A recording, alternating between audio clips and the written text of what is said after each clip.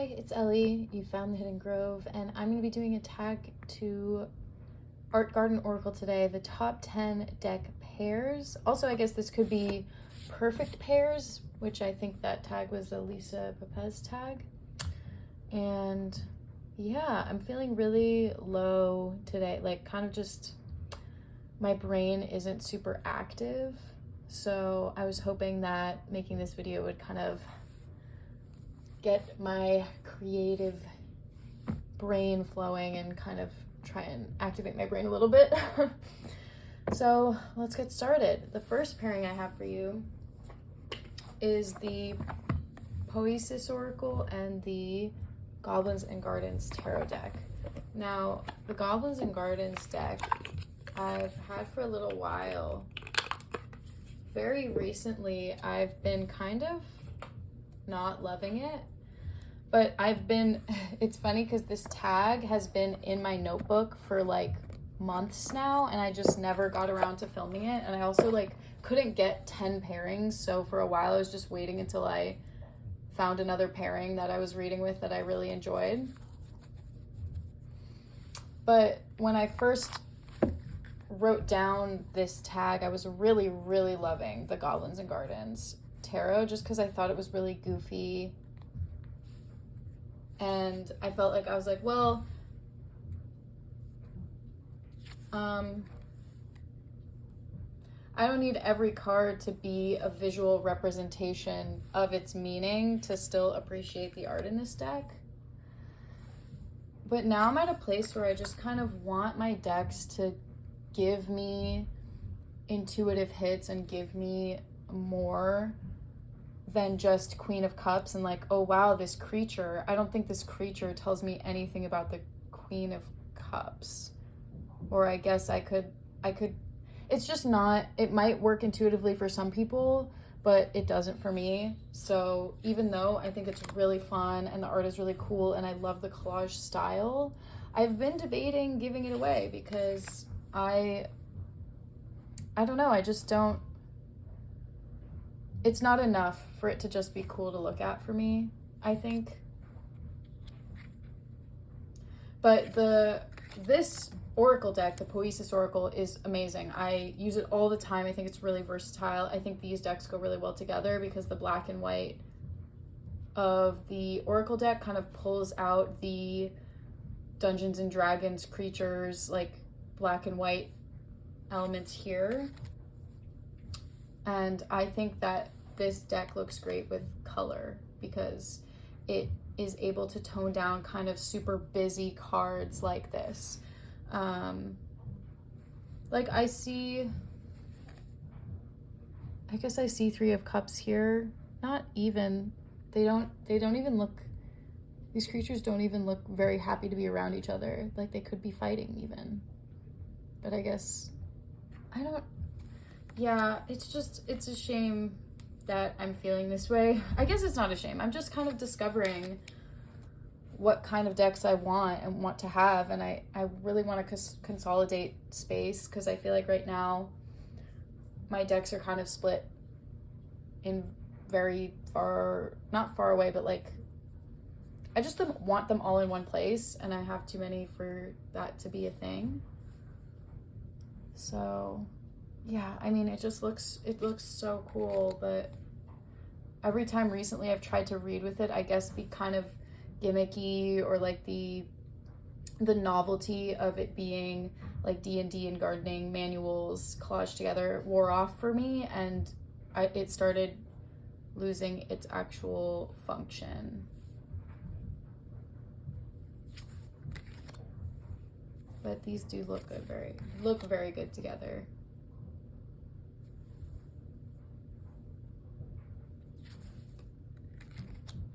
Goblins and Gardens, which probably won't be in my collection for much longer, and the Poesis Oracle.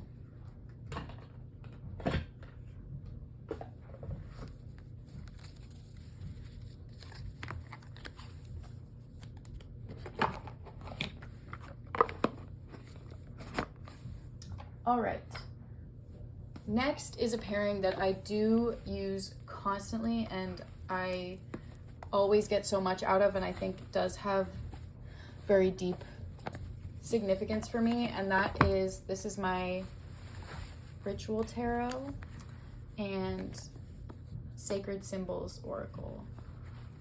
This is an unmarked edition. It's also an earlier edition. It didn't come in a box, and it doesn't have the Lust card. But I'm so bonded with it that this is the only edition of the Ritual Tarot I'll consider using at this point.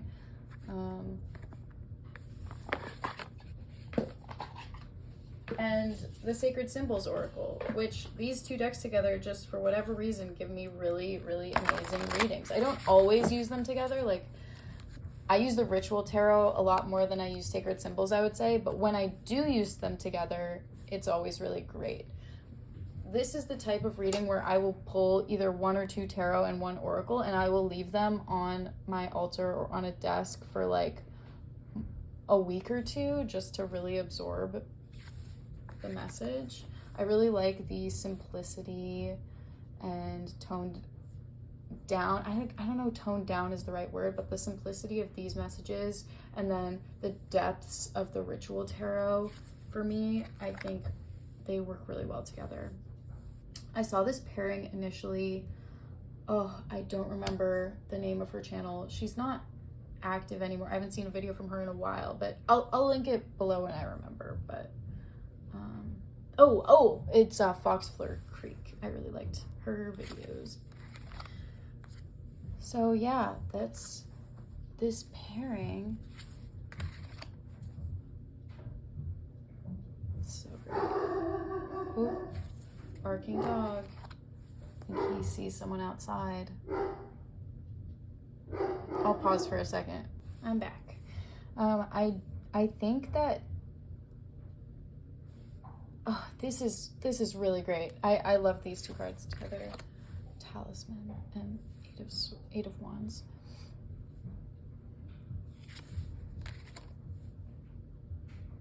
Perfect. Divine Feminine and Queen of Cups.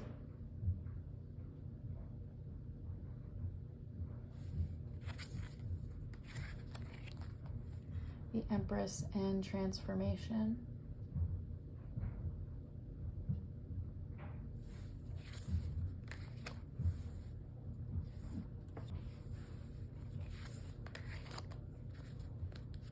The Emperor and Affluence. Yeah. So I think that, yeah, this is good.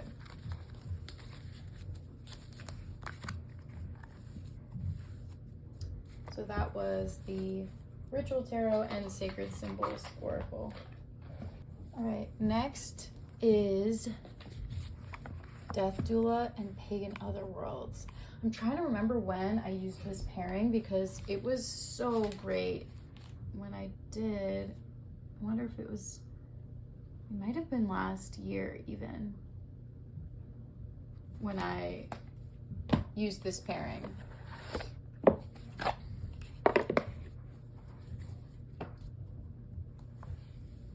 I've used Death Doula recently in a lot of readings, but not with the Pagan Otherworlds Tarot in a while. That just shows you how long ago I started like planning to do this tag, and I'm only just doing it now. Like I was using pairings from like last year that I was writing down, but these are really beautiful together. I think that there's kind of a starkness to this pairing, almost like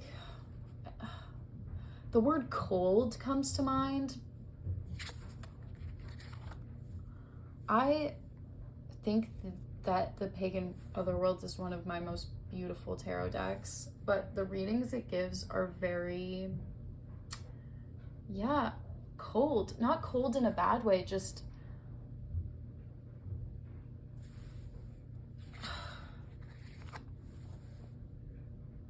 I don't really know. It's just an energy, and I don't know how to describe it very well.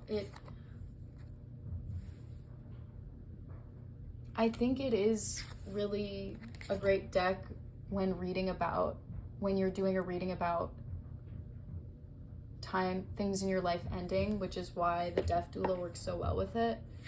It's a great transitional deck when you're moving between one state of being to another, maybe letting things go in your life. I think it's definitely not comforting. It's not going to give you a hug, but it guides you through in a very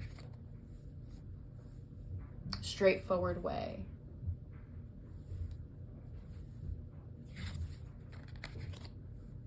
And I used this deck combination when I was navigating just kind of a sadness in my life about some friendships ending, and I was like mourning that loss, and this was perfect because I wasn't really looking for that like comforting, everything's gonna be okay message. I just wanted to get to the root of my grief and like where it was coming from and why I was feeling it, and this was perfect for that because it just, yeah, navigated those ideas really well.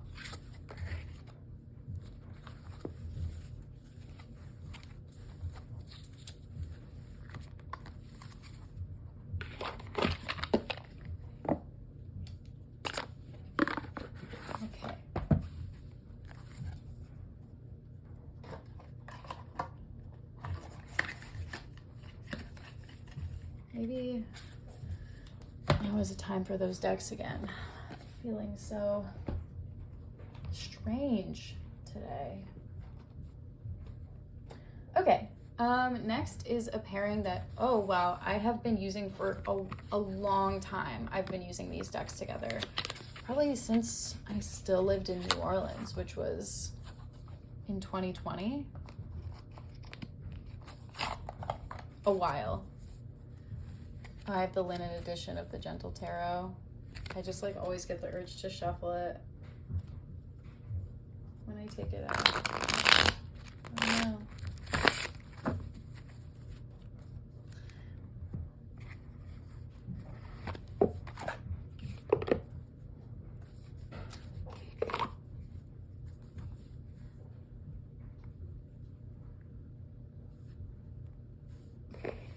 I just think with these two decks, the colors work really well together. These backs are pretty together. They're both very self-searching type decks. They are about self-acceptance and personal power.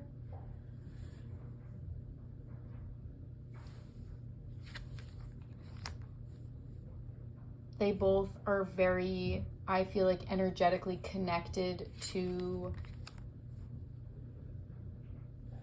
nature and like the idea of using your surroundings to build yourself up and to be integrated into your life. Like, look at this image. This is so oneness with your surroundings. I think that they, in that way, these energies just mesh very well together.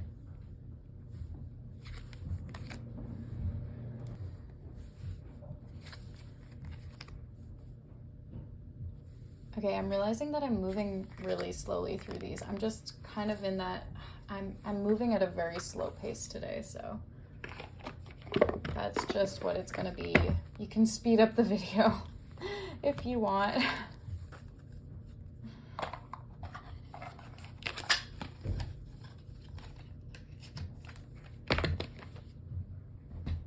Okay, next pairing is the Dirt Gems Oracle and the Serpent Fire Tarot. These are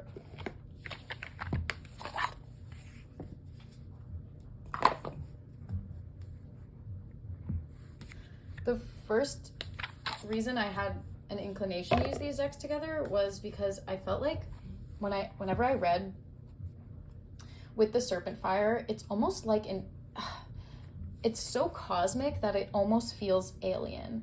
And I wanted something that was connected to Earth to bring me back down when I was using this deck, because I feel like it's like a almost lost in the universe type of deck. So I was thinking, okay, what like earthy plant deck can I use? I really like using this also with Illuminated Earth Oracle, but I just thought these looked better together for like the sake of this video. But I feel like when I do read with Serpent Fire, I need some sort of like either earthy or plant or just like grounded in reality deck, because this is so, like you see, it's like above the clouds, you know? I feel like I'm just on Mars or something. So, yeah, that's the reason why I pair this deck always with some sort of plant or earth-based deck. I love Serpent Fire so much. Dirt Gems, I usually use the guidebook with it, just because I don't have very deep, like, intuitive connections to plants. It's something that I want to become more connected with and study, but for now I'm happy to use the guidebook. I really like the Dirt Gems guidebook anyway, so that's fine with me. I heard that it's coming out mass market, or came out mass market, so that's pretty cool. I love when like cool and unique decks like this hit the mass market. I think it's really awesome for the creators. Wow, I'm just like, I'm so in love with the Serpent Fire Tarot. It's one of my favorite decks for sure.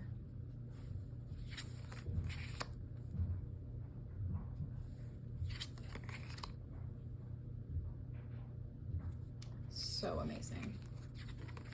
Okay.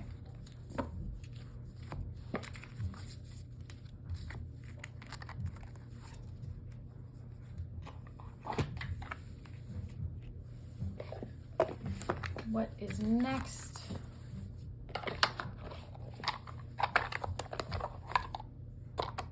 I'll go back in the box.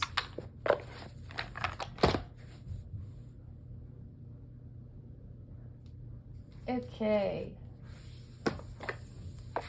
Then these two decks, they're both tarot decks, but I just love using them together. Telesma Tarot and Tarot de Ambiguities. So Telesma, big, vibey, just like energetically large and physically large, but I just mean like, this is how I'm going to do this pairing. Just like, I feel like this deck is best to pull a single card and have the energy of the card communicate to you. Because Tarot Cochrane is really great at pulling together different images to not just create a single message, but create the energy of the card. And for that reason, I think it's also great to read with a second tarot deck. And I usually pair it with a Marseille deck, and I think these look really great together. Just because the straightforwardness and kind of the, wow, this is really not great lighting, I'm sorry. I'm getting like a ray of sun.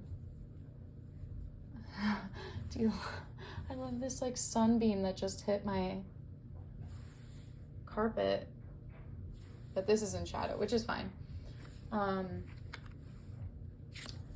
It's great to have these like big energetic feelings with more straightforward like numerological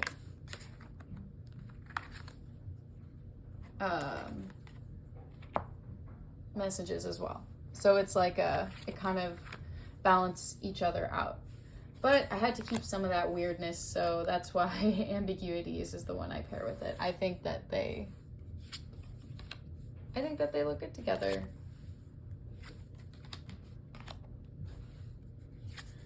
And their weirdness suits each other.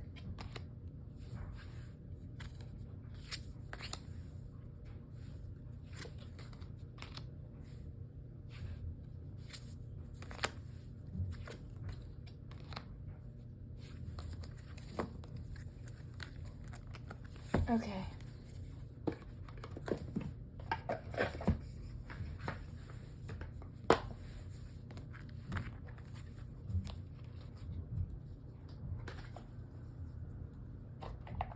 I'm just taking the time to put everything away nicely so that I'm not super overwhelmed when I finish this video and there's a huge mess of decks.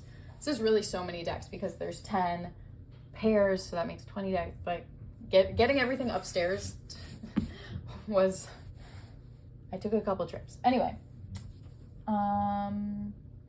next is total, like, all credit to Danny Mystic for this pairing.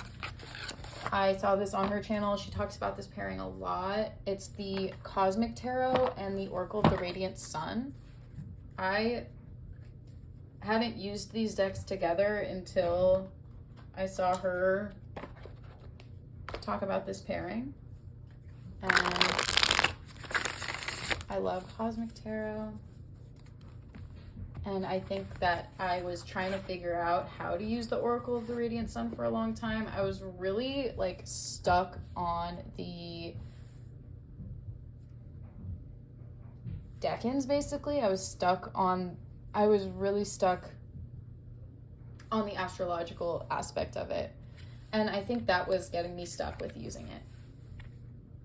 Death and resistance. This is, yeah, what are we holding back that needs to be let go? What are we holding on to that is ready to be let go from our lives? And I think that it's nice in a reading to have the astrological associations if you want to pull from them. But for me, I just was like, you know what? Just start using it as an oracle. Just do it. And that made this deck a lot easier for me because I think I was trying to do charts with it and kind of use it as, I don't know what I was doing. I was doing something weird with it, and just using it with this tarot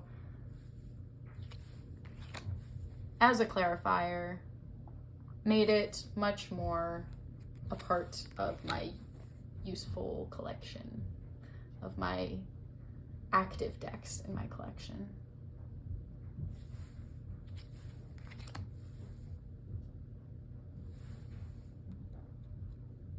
Yeah, great. King of Wands and egotism. So interesting. I'm thinking that this deck would just be really great as a clarifier whenever I'm confused about a court card.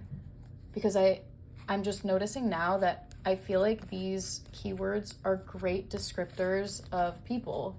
And sometimes I get stuck on court cards. I feel like I hear that that's a kind of common feeling around TarotTube, like stuckness with the court cards. But I feel like just pulling out this deck when I have those moments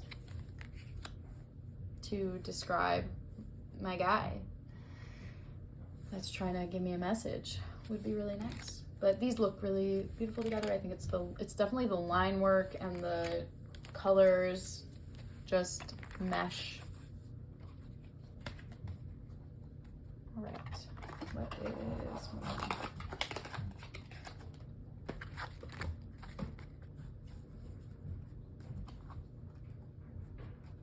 Next deck pair are the Adapt Tarot and Seashell Oracle.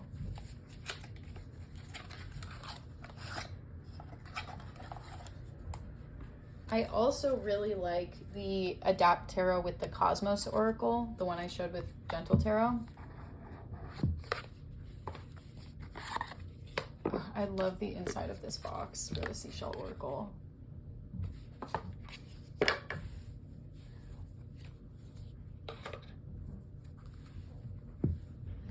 Just a good collage deck pairing. Is this too much though? Is it too collage-y on collage? Is it overwhelming to look at? A little bit. But honestly, with this deck, I don't use the images. I only focus on the keywords. The images are pretty to look at, but I just think they don't really match the keywords. So I just stick to this. So I'm not really concerned with how well this image is meshing with this image. I'm more just, you know what I mean? This is that pairing.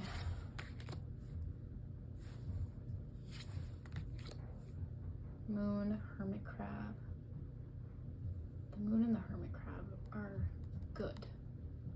Yes.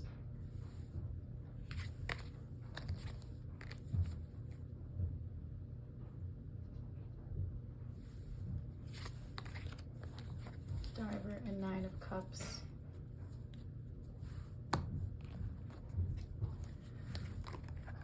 Okay.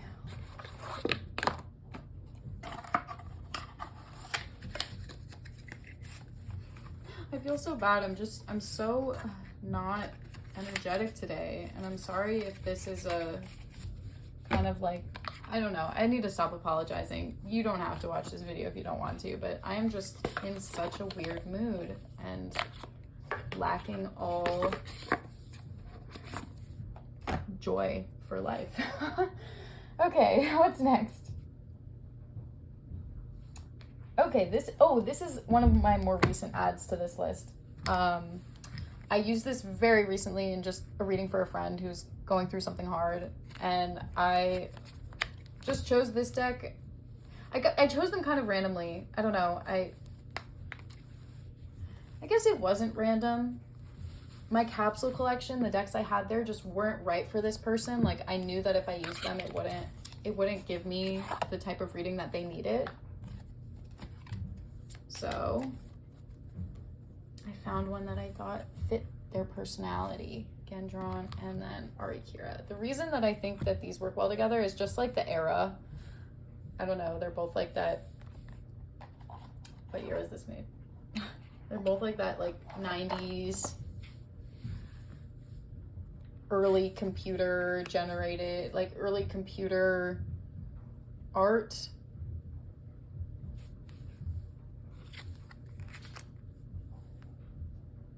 So I think they work for that. Both kind of funky.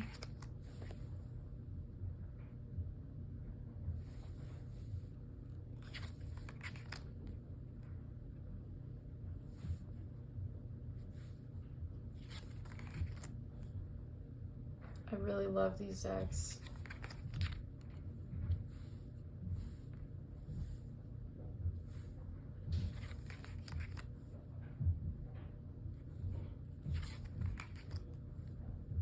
Gendron is so good. I saw this originally on Meg's channel, Rose Honey Ritual, and she was talking about how good it was, and I found a copy on eBay. It's out of print, but it's not too hard to find. And I love it for reading for others. I think I really love it. Thank you, Meg. Thank you.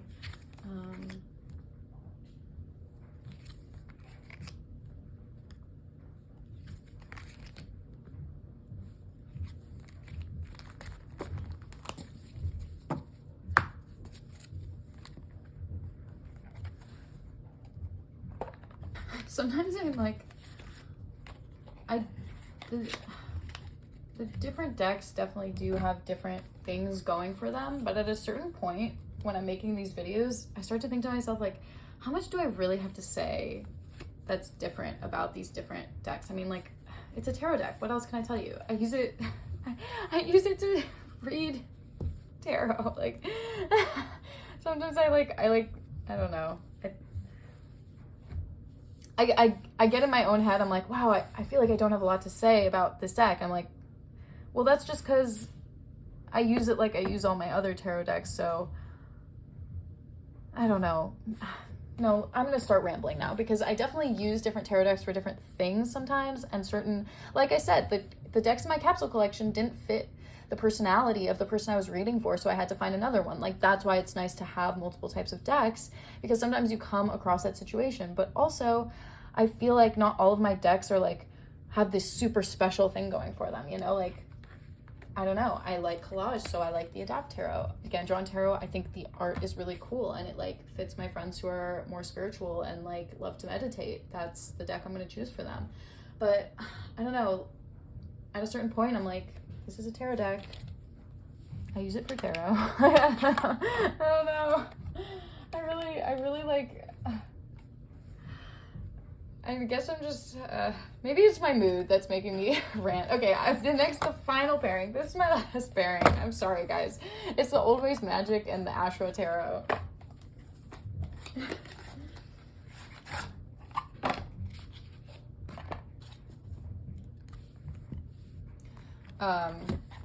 Ashra is great. It's really cute. It's comical to me. I don't know. Not comical? Is that the word? Yeah, I laugh at it sometimes. I love, there's just a strong deity energy in the Old Ways Magic. And then the Ashra, it's a Thoth-based deck, so it has that kind of like Hermeticism and what's the word I'm looking for? Kabbalistic connection. So we have like the Kabbalistic connection here and then deity here. And I just think that, I don't know, it works well together. I love just the way that Kabbalah frames our universe. Works really, like, just itches my brain in the right way, like works really well in my brain. And when I think about things like mortality and this is crazy, when I think about like dying, I don't know, when I think about things like the scope of my life and like my place in the universe, I love using Thoth Tarot for that. It fits well with the way my brain sees my place in the universe and like what's gonna happen after I die. And Kabbalah is so based in like the idea of our cosmic connection and like the way that our souls have come from a greater power and how we're like the oneness of the universe. So I love that. And I think that when you have a deity also, like deity energy is so oneness of the universe, you know what I mean?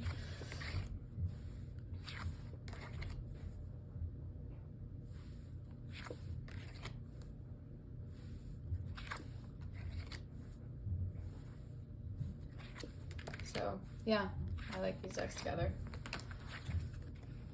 All right, oh my God. Maybe this was not the best idea to make a video when my brain was feeling like this. Did not have the desired effect, unfortunately. I still feel wonky, but that's fine. Thank you for coming on this wild journey with me. That's all I got. Bye-bye.